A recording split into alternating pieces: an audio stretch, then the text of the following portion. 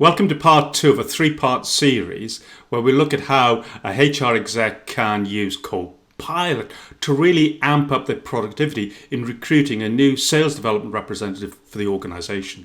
So here I'm in Teams. We've gone and recorded multiple interviews for this role. And what the HR exec is now going to do is go back over those transcripts because we recorded all the calls to see who the most suitable candidates might be for bringing in to do a face-to-face interview. And now I'm looking at Mark, the interview that we did with Mark. So we're going to recap, click on Copilot top right hand corner, and we get that pane, the Copilot pane on the right hand screen there. I'm going to enter our prompts. For example, provide a 1-sentence summary of this meeting.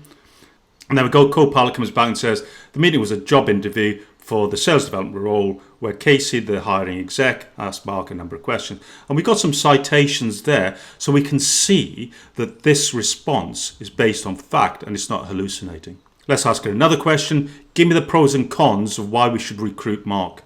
And provide it in the table fashion. Here we go. Pros and cons table.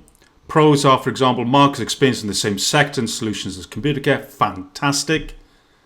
But con is, Mark was made redundant from his previous role. And so we got some questions there. Let's ask Copilot another question. For example, did Mark mention how many years he's worked as an SDR? And Copilot comes back and says, no, Mark did not mention it in the interview.